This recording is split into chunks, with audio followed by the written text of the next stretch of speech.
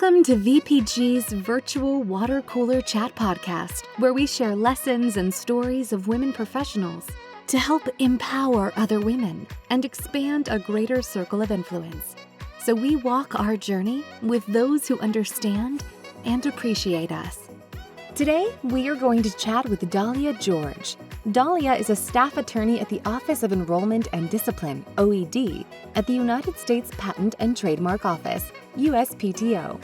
Her primary responsibilities involve investigating attorney and patent agent misconduct, spearheading the USPTO Diversion Program as an alternative to discipline, examining trademark applications for registration, representing USPTO in Equal Employment Opportunity Commission, EEOC administrative hearings, and Merit Systems Protection Board appeals. Dahlia also has experience as a USPTO Freedom of Information Act FOIA officer and served as a United States Air Force Judge Advocate General, JIAJ.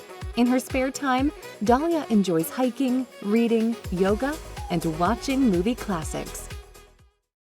The opinions and stories that I have contributed to this podcast are my own, and they do not belong, or I cannot give credit to anybody at the U.S. Patent and Trademark Office or the Office of Enrollment and Discipline. All the views expressed are my own and only my own. Hi, Dahlia. Thank you so much for accepting our invitation to be on this virtual water cooler chat. And really appreciate having you here. And my pleasure, yes. Would you mind sharing your journey of becoming a trademark attorney, a staff attorney at the Office of Enrollment and Discipline at the USPTO? It's a great question because you used the word I was thinking of, which is journey. Life and experience never goes a straight line, right?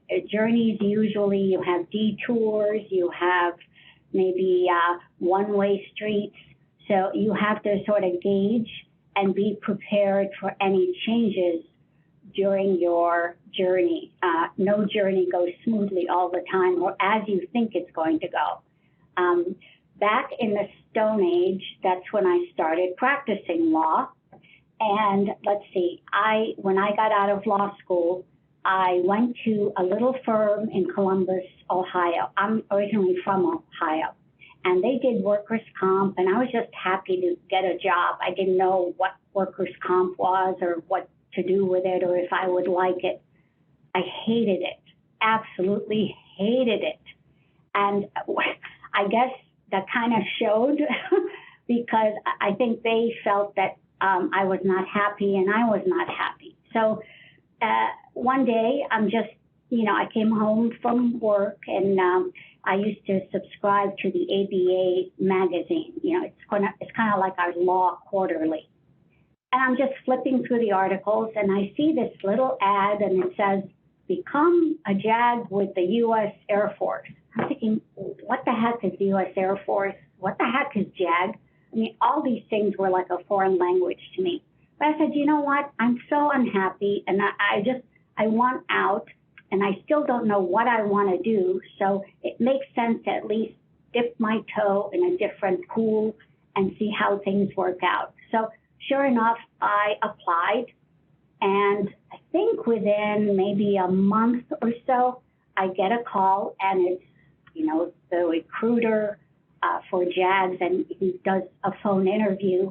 One of the bases that I ended up going to is Pease Air Force Base, and it's at PEASE. Now, that's in New Hampshire, and not only in New Hampshire, it's in Portsmouth, which I don't know if you know that area. It is beautiful. So, of course, I show up. I have to tell you this funny story. I show up my first day on the base. I don't know anything, right? Haven't studied any protocols, nothing. And what they do is, because I was recruited as a first lieutenant, being an officer, your car has a sticker on it. They give you a sticker that identifies you as an officer, whether it's your spouse driving it, what you get is this great snappy salute when you cross the gate, when you're about to enter the base.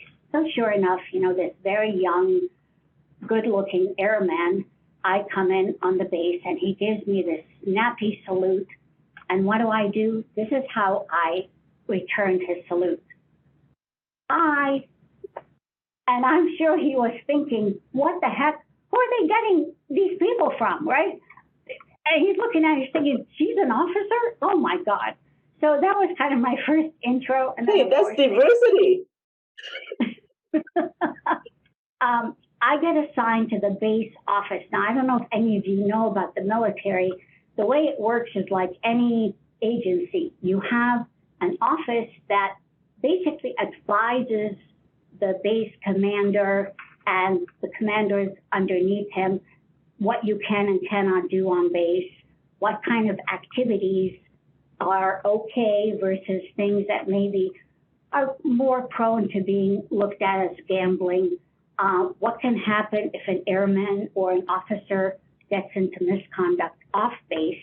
Do we still have jurisdiction to discipline the person? So the base office does courts-martial.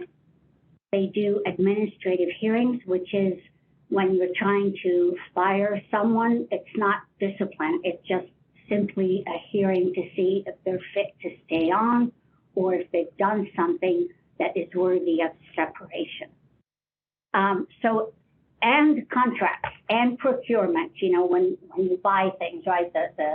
The government buys toilets, pencils, paper, all of that, that's under procurement. And you also advise base airmen and their spouses. So if someone has a lease and they're trying to get out of it, or they're having problems with the landlord or a credit agency, they come in and we give them advice.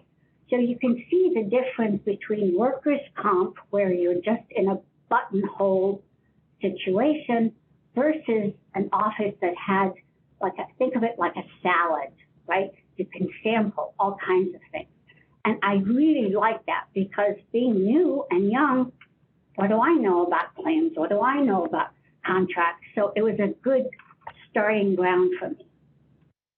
I then must have done very well because, believe it or not, I got promoted to what they call an ADC, which is Area Defense Counsel. And that's exactly what it is. I was defending those who were being court-martialed or being asked to leave, to be suspended, or to be just taken out of service. Anyway, so I get up to my the end of the tour. It's a 4-year deployment, 4-year tour, and I was going to sign up for another stint. In fact, they asked me to come to D.C. and be a circuit defense counsel, which means I don't just represent Ps or the base in Maine. I actually have a circuit, the Second Circuit. So I'm bopping around from one state to the next, depending on what the need is, right? So I have defended grand theft auto. I had grand larceny.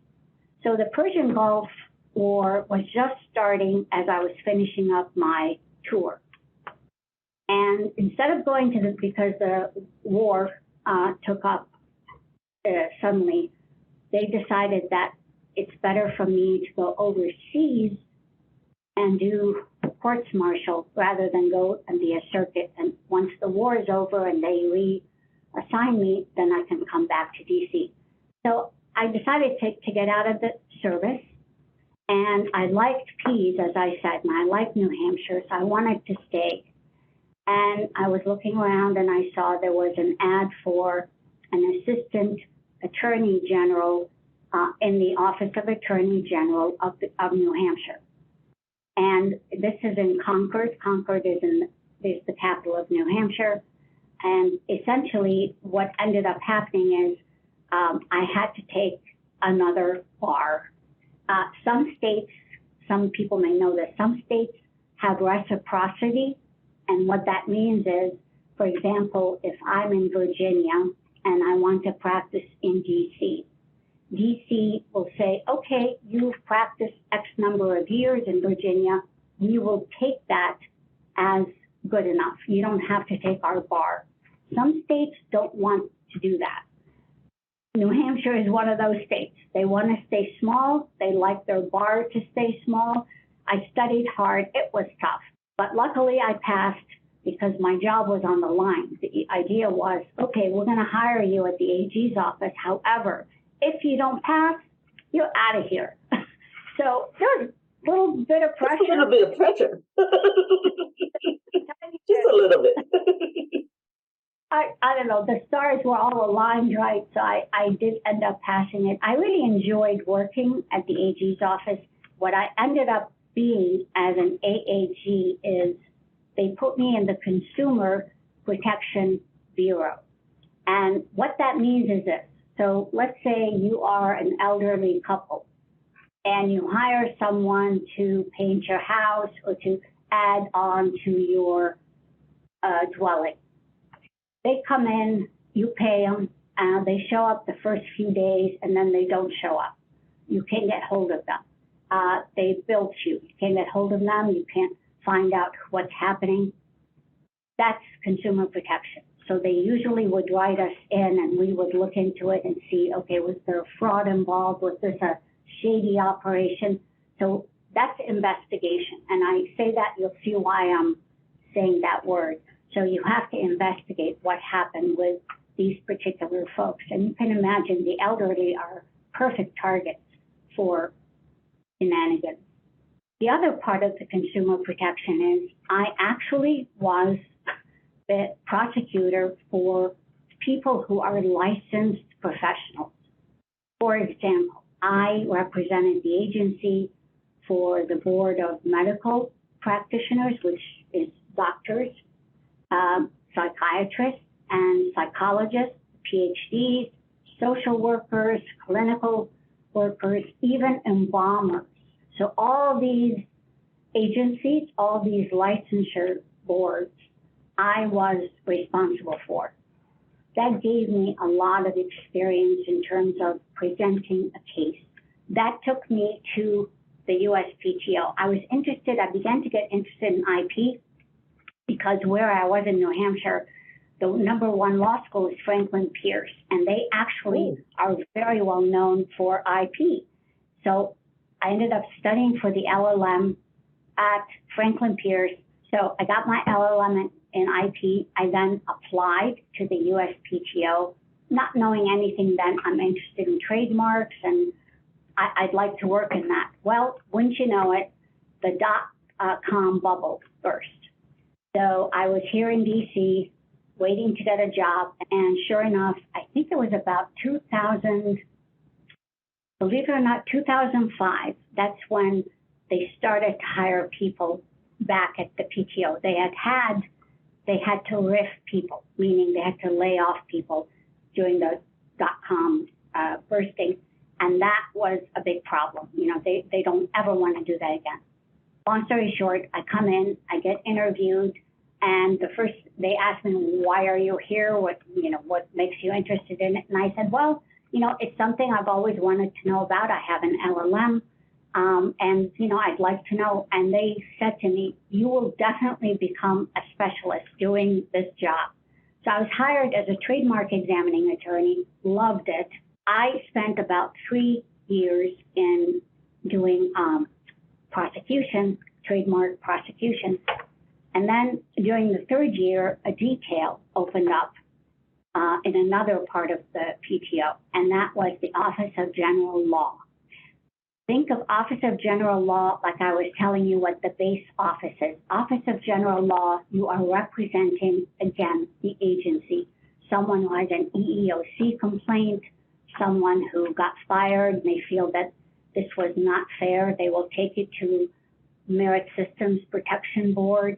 So again, we're looking at when an agency gets sued or has to represent itself, that's what we do.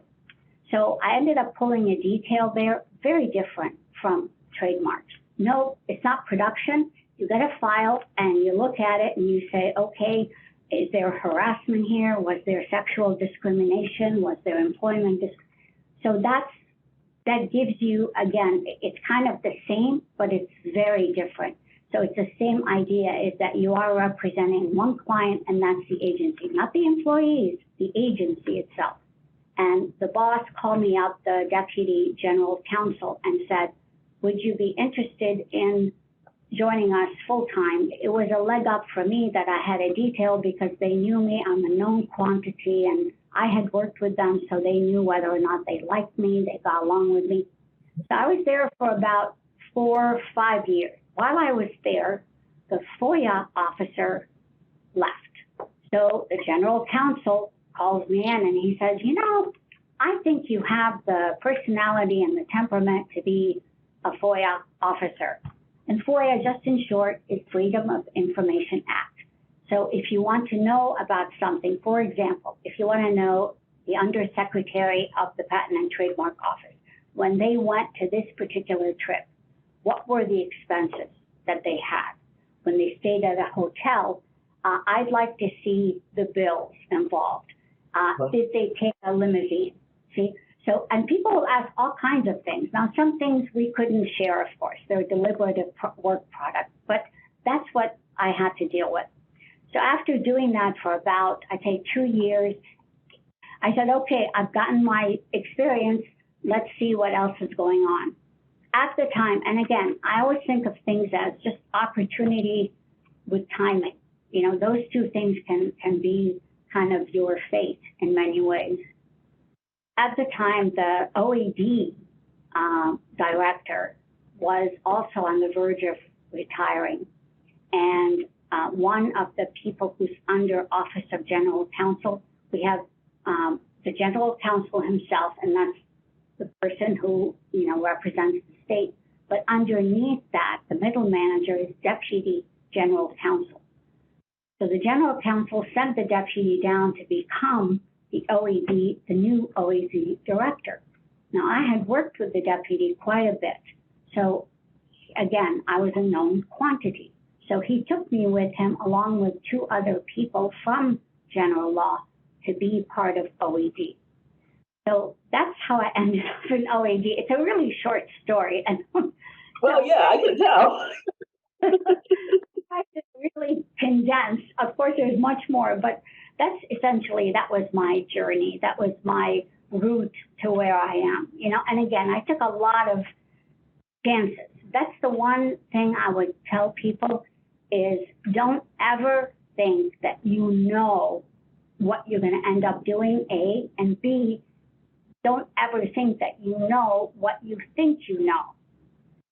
What I mean by this is this. Have you ever looked at a Monet painting? Here's what I like to say. This is the analogy I would give people. If you look at it from far away, it looks lovely, right? You see the sunset and the water, and gorgeous. As you get closer, right, it begins to look like chicken scratch, right? You're looking at it and you're thinking, what the heck is this? This is the same thing I was just looking at. So think of life like that. That sometimes we see something the way we think we see it, right? It looks great from far away. But as you begin to get closer to it, or as you begin to perhaps be in it, to be involved in it, you realize that maybe it's not quite what I thought it was going to be. So life is a Monet painting, and it will throw you curves, but always take the opportunity to learn. You never know. If you hate it, you hate it. If you like it, it may open new doors to you. In 3 words, can you describe yourself? I'm an introvert. I could not tell. I know, and I work hard at that. I really do. But I have sort of solitary hobbies, reading and crossword puzzles, that kind of thing, yoga. I'd say I'm stubborn and determined. And I think you need to have the last 2 features for one reason. Don't give up so easily. And even if you feel like you're wasting your time or that you're not good at something, just stay with it for a while. Give it a chance before you make a decision that this is not what I want or this is not what I want to do. Because believe it or not, any and all experience you get is a rich thing to have. You can never, ever be poor having different experiences, because opportunities from nowhere and everywhere will pop up. So those would be the three words that you. So I'm going to share a little bit about me with you. Yes. One of the words that when you said stubborn, I think I'm an introvert, but I think I'm more of an ambivert. Whenever I said I'm introvert to many friends, and we're like, no, you're not an introvert. I'm like, okay, I'll settle for being an ambivert. So Vanessa Van Edwards, she studied like the science of people, and so you know about Vanessa Van Edwards? She's pretty amazing, but she was just so impressive when I was flipping through to figuring out what podcast or what book do I want to read. I read Hughes, and so that was like really interesting to study like the behavior of people and from a social scientist perspective. And I think she used to want to work for the intelligence community, but then she decided not to do that. And so it was really interesting how she shaped her journey. So one of the things that she talked about was that introverts, she said that she was an introvert. She was like a recovering awkward person. And I'm like, I look at her, I'm like, there's nothing awkward about you. So I think sometimes people do not really recognize how challenging and also possible for someone to turn completely around. Because I was so bad when I first started like UPG. I applied for a couple of grants and fellowship. I did not get it, but it required me to take video of myself, and I hated every part of it. I was like literally just, I hated when I have to review myself. And I also am a relatively private person. You could not really quite tell these days, but well, it's just part of it is the mindset switch of, do I keep everything to myself and just basically look at part of it as shame, or do I look at it as growth and sharing with other people? And I don't necessarily want to share everything with everyone. People have to earn their trust, right? To me, anyway. And so it was like really interesting how it started the podcast. I'm so glad you said yes. I'm so glad I met you like for this ethics panel in 2022. Yeah, 2022, when we did the ethics panel together and organized for you and, a couple of people on that panel for the PTAB Bar Association. So the other word that I was thinking about is when you said stubborn. And I share with one of the other guests that when she said, I'm stubborn, I'm like, no, don't look at it that way. You're a principal. Because that's what my dad said.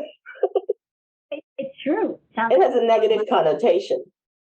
Exactly. But it's not. That means you are not just giving up quickly. You want to kind of see things through. So, with the current women empowerment movement, there's been great strides and development, but there's also been a lot of like women executives that in high places that had to quit basically and to maintain their mental wellness because there's a structural bias. So a lot of the women, female executives that even when they get up to the top and sometimes they don't feel heard, how do you feel about that? What part of that do you relate in your particular professional and personal journey? Real quick.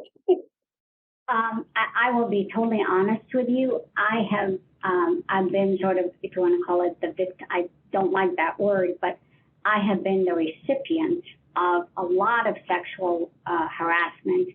But at the time I was practicing, this is pre-Anita Hill and all of the B2 and all of that. It was something that I felt, well, that's part of the job. It comes along with any position. And I was afraid to say anything because I didn't want to lose my job and I didn't want people to think she's a troublemaker. Because remember, that label can still holds to this day. If you speak up about, somebody has done you wrong, or you feel you've been harassed because of your gender, that can label you in a negative way. Believe it or not, I think we have come a long way since my day. I started practicing in the 80s. Here's what I think, and I'll be honest with you.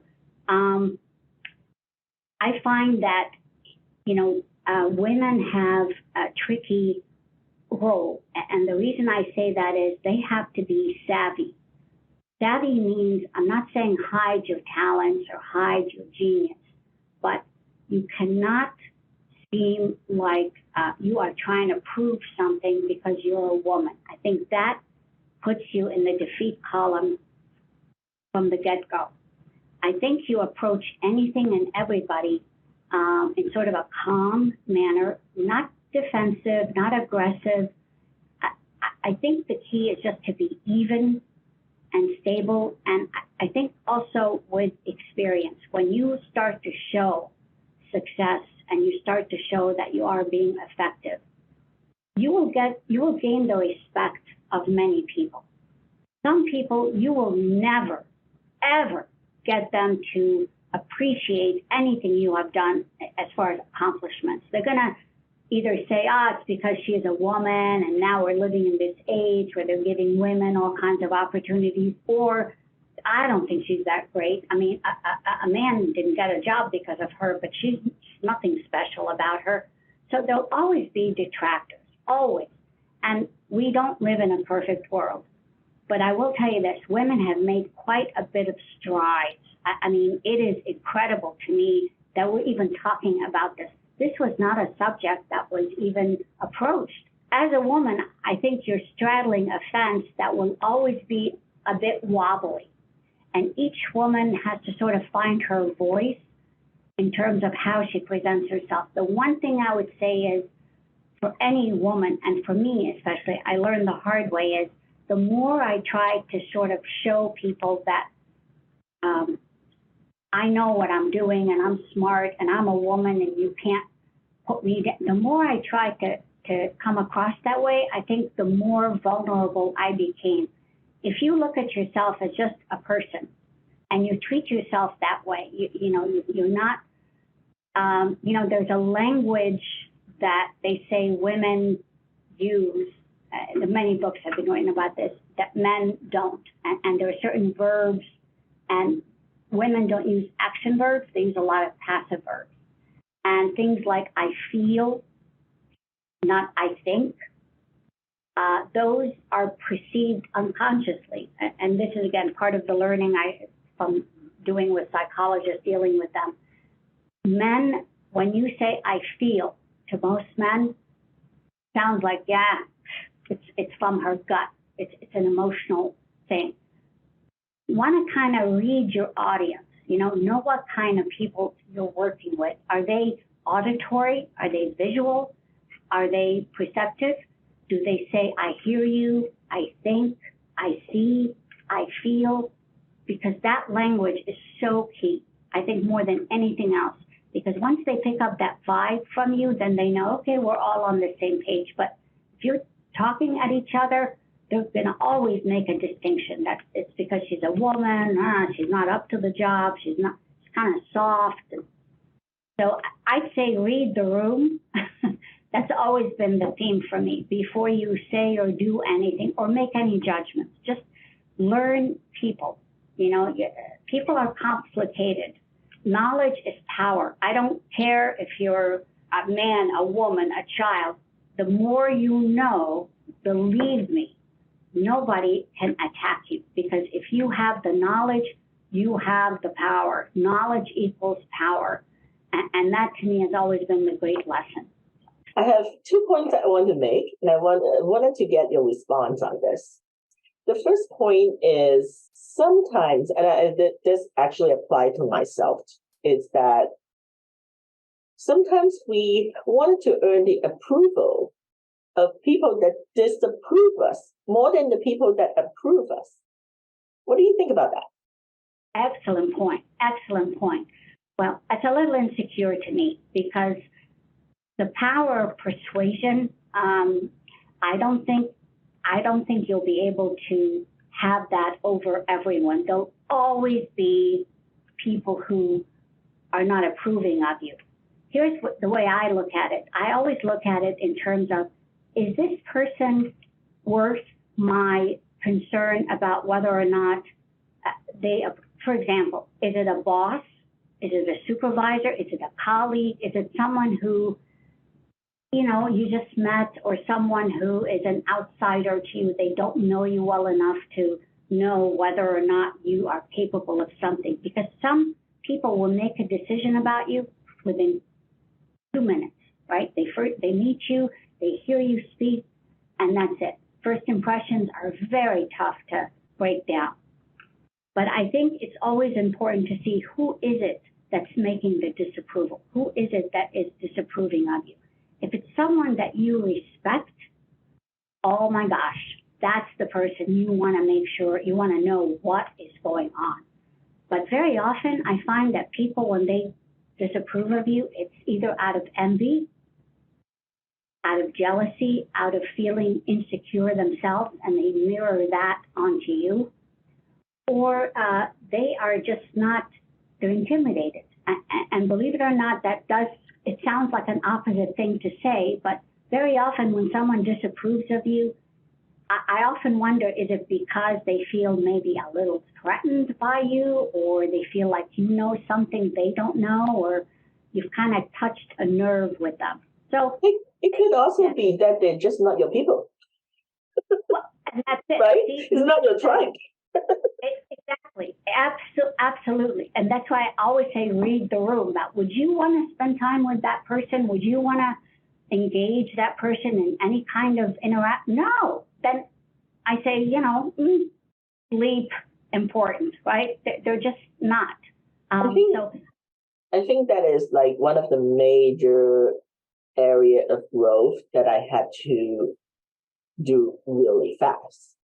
Because when you run your own company, you can't be approved by everyone. And I happen to be a people pleaser for most of my life. So doing that switch, it was just really, really tough. The second point is about boundary. So I think there's always this struggle between no means no versus saying yes to get opportunity. I don't remember where I heard this, but boundaries is a property line. I think that is Henry Cloudings. He's a psychiatrist. He wrote a book called Necessary Ending. Basically, you have to trim the roses to make sure that it grows properly. And sometimes if you don't end a certain thing or a relationship, you cannot grow further. Yes. Because it's just, everything is, competing for your nutrition, your energy, you just cannot grow. So I thought that was really interesting. And then also, you create your boundaries. And sometimes in the past, I actually allow a lot. I had no boundary before. So now I'm learning to, when people are saying yes, I still have, my intuition sometimes is I'm going to say yes to this.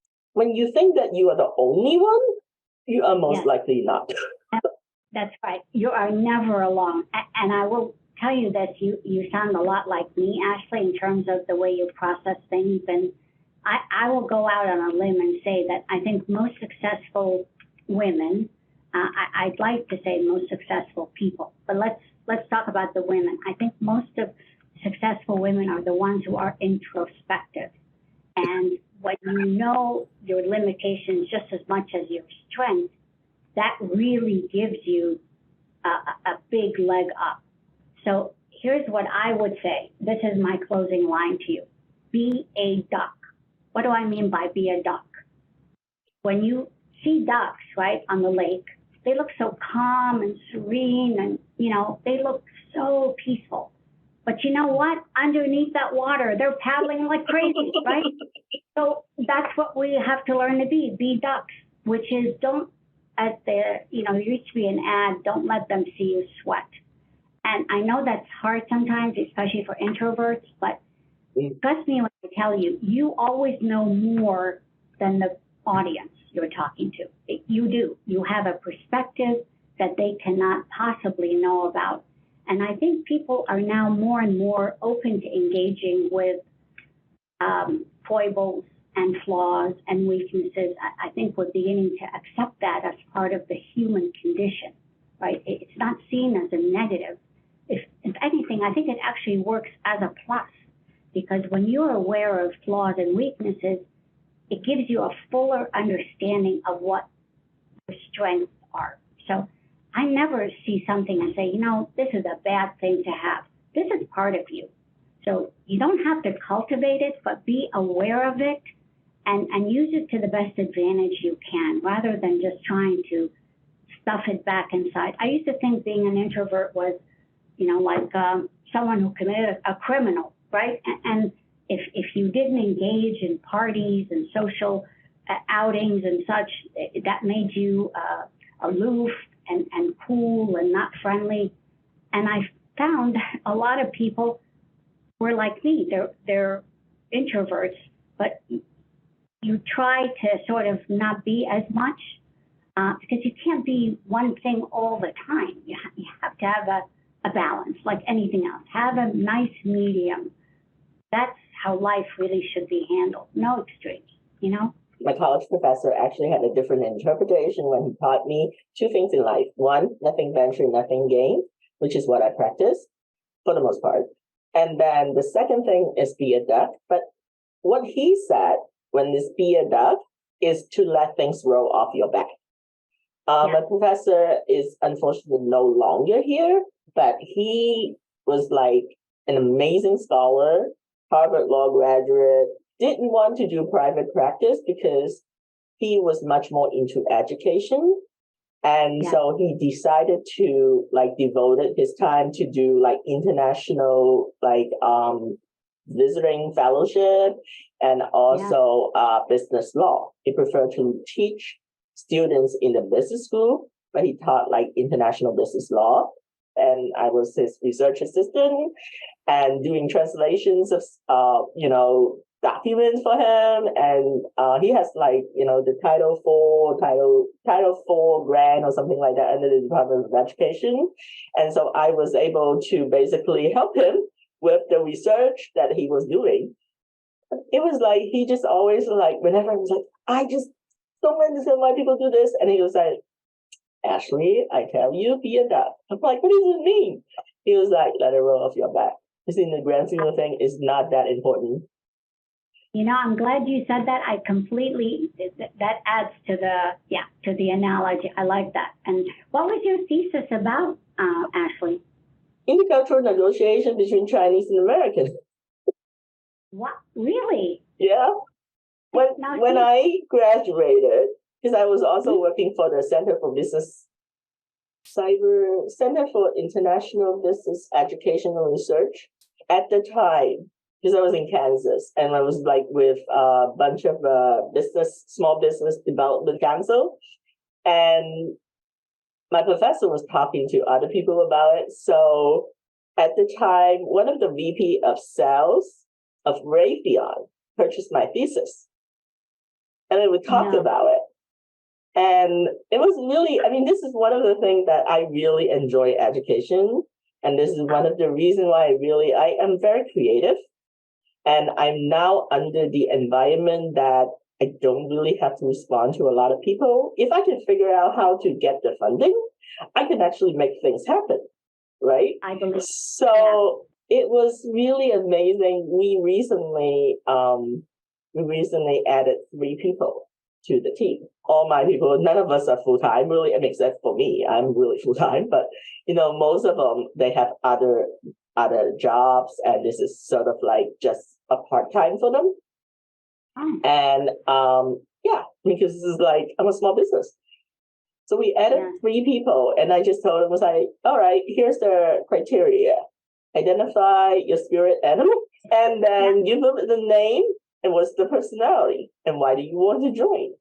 As I was talking to them, I'm learning more about how the Gen Z is looking at life and workplace. I think that while they are very technologically sophisticated, they are not particularly comfortable, and they're actually quite vulnerable in sharing because it's like all texting, right? Mostly texting. There are a couple of people very, very like articulate and stuff like that. I've been very impressed. But I think that, it's kind of interesting. I think that might actually have the influence of my late professor, that the education piece of it, because there's so many people in my life that actually contributed to my own growth. And now I'm in the position to do that. I was like, oh, maybe we could do this. And so we are doing our on-demand course on one of the areas is going to be leadership and team building.